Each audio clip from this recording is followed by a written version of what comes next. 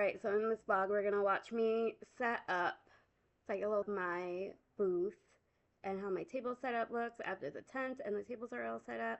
I usually get the accommodation that I ask for help in order to set up my tent and my tables, and then I do all the rest. On July 12th, I had a first for me.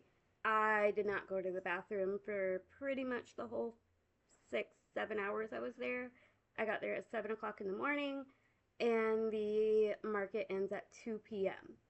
So I ran to the bathroom really quick about 1 o'clock, maybe 1:30, and I come back and there is a blue-haired woman standing at my table. She looks that she may be kind of coming off of something or whatever, but I'm not going to make judgments.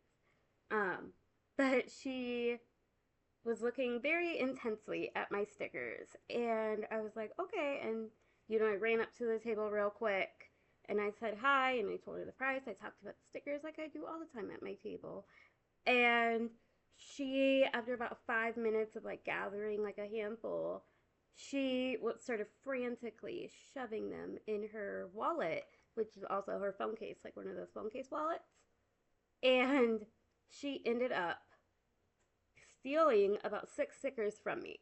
And then the event coordinator came up to me and was like, hey, there's nothing we can do like monetarily to help you. Like that's the liability that you face at markets, which I understand. The event coordinator told me that we were not allowed to call the cops while we were there to make a police report if we wanted.